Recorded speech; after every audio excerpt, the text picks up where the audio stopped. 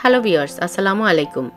আলু দিয়ে চিকেনের ঝোল অনেকেই রান্না করেছেন, তবে এই পদ্ধতিতে রান্না করে দেখতে পারেন, খেতে অসাধারণ হয়ে থাকে। এটি খুব সহজ একটি রেসিপি। আমি চেষ্টা করেছি খুব সহজ ও সাধারণভাবে আপনাদের সাথে শেয়ার করতে।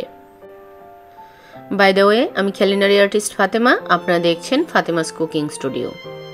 আমার আজকের রেসিপি আলু দিয়ে চিকেনের ঝোল। তাহলে চলুন চলে যাই রেসিপিতে। আমি 1.5 কেজি ওজনের একটি ব্রয়লার চিকেন নিয়েছি এবং চিকেনটাকে ভালো করে পরিষ্কার করে রেগুলার কাট করে রেখেছি।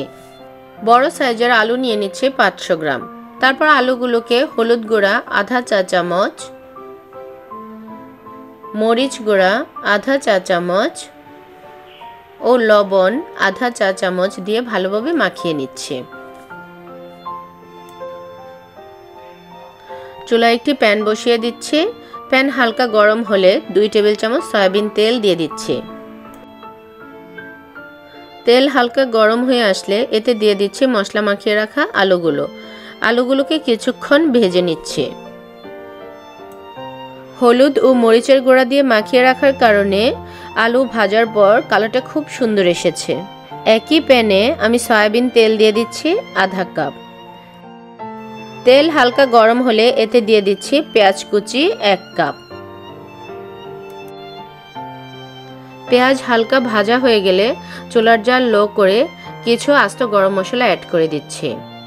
তেজপাতা 2টি, দারুচিনি 3টি, এলাচ 3টি, গোলমরিচ ও লবঙ্গ 5-6টি।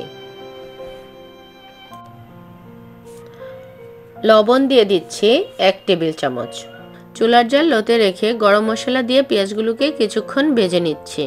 তারপর এতে দিয়ে দিচ্ছি আদা বাটা 1.5 টেবিল চামচ, রসুন বাটা 1.5 টেবিল চামচ।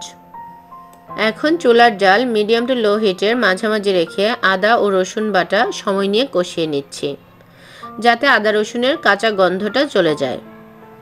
মশলা যেন পুড়ে না যায়, সেজন্য আধা কাপ গরম পানি দিয়ে ভালোভাবে মশলা কষিয়ে নিচ্ছি। ভালোভাবে পেঁয়াজ, আদা ও রসুন কষানো হয়ে গিয়েছে। এখন আমি গুঁড়া মশলা অ্যাড করে দিচ্ছি। দিয়ে দিচ্ছি হলুদ গুঁড়া 2 চা চামচ, মরিচ গুঁড়া 1 টেবিল চামচ, ধনিয়া গুঁড়া 1 টেবিল চামচ, জিরা গুঁড়া 1 টেবিল চামচ, গরম মশলার গুঁড়া 2 চা চামচ। এই গরম মশলার রেসিপিটা আমার চ্যানেলে দেওয়া আছে, আপনারা চাইলে দেখে নিতে পারেন। তারপর পেঁয়াজের সাথে মশলাগুলো কিছুক্ষণ ভেজে নিচ্ছি। এখন দিয়ে দিচ্ছি গরম পানি আধা কাপ। গরম পানি দিয়ে চুলার জাল মিডিয়াম টু লো হিটের মাঝামাঝি রেখে মশলাগুলো কষিয়ে নিচ্ছি আরও 10 মিনিট।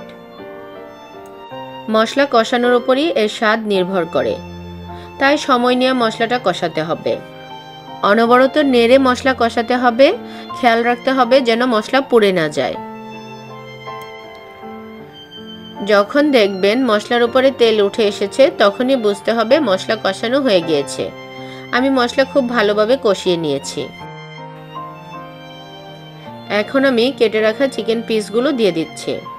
আমি ব্রয়লার চিকেন ব্যবহার করেছি, আপনারা চাইলে দেশি বা সোনালী চিকেন দিয়েও একইভাবে এই রান্নাটা করতে পারেন।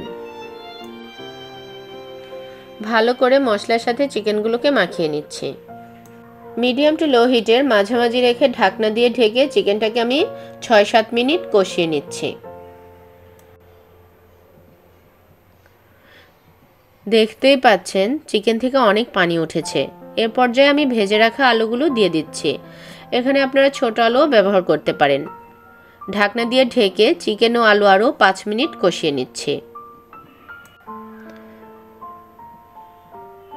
যখন দেখবেন চিকেন ও আলুর মধ্য থেকে তেল ভেসে উঠেছে, তখনই বুঝতে হবে কষানোটা পারফেক্ট হয়েছে। এখন আমি গরম পানি দিয়ে দিচ্ছি। পানিটা এমন পরিমাণে দিতে হবে যেন চিকেন ও আলুর একটু উপরে থাকে। এই পানি দিয়েই চিকেনের ঝোল তৈরি হবে, চিকেন ও আলু সেদ্ধ হবে। পানির সাথে চিকেন ও আলু ভালো করে নেড়ে মিশিয়ে দিচ্ছি। পানি দেওয়ার পর চুলার জাল হাই করে রান্না করে নিচ্ছি 10 মিনিট। 10 মিনিট পর 7-8টি কাঁচামরিচ দিয়ে দিচ্ছি। আস্ত কাঁচামরিচ ব্যবহার করার কারণে চিকেনটা ঝাল হবে না, কিন্তু চিকেন থেকে খুব সুন্দর একটা ফ্লেভার পাওয়া যাবে। এই পর্যায়ে চুলার জাল লো করে চিকেনটা রান্না করে নিব আরও 10 মিনিট। দেখতেই পাচ্ছেন চিকেন কারি কালারটা কি সুন্দর এসেছে আর খুব সুন্দর একটা ফ্লেভার বের হয়েছে। চিকেন ও আলু খুব সুন্দরভাবে সেদ্ধ হয়েছে। এই পর্যায়ে চুলার জাল বন্ধ করে ঢাকনা দিয়ে ঢেকে চিকেনটা রেস্টে রেখে দিব আরও 10 মিনিট। এখন একটা সার্ভিং ডিশে সার্ভ করে নিচ্ছি। এটা খুব সহজ একটি রেসিপি, হয়তো অনেকে এভাবে রান্না করেন, তবে যারা নতুন রাঁধুনি বা ব্যাচেলর বা প্রবাসে থাকেন তাদের কথা চিন্তা করেই আমার আজকের এই রেসিপি।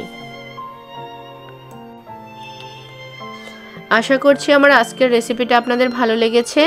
যদি ভালো লেগে থাকে প্লিজ আমার চ্যানেলটা সাবস্ক্রাইব করবেন, লাইক ও কমেন্টস করে আমার সাথেই থাকবেন। দেখা হচ্ছে নতুন কোনো রেসিপি নিয়ে নতুন কোনো এপিসোডে।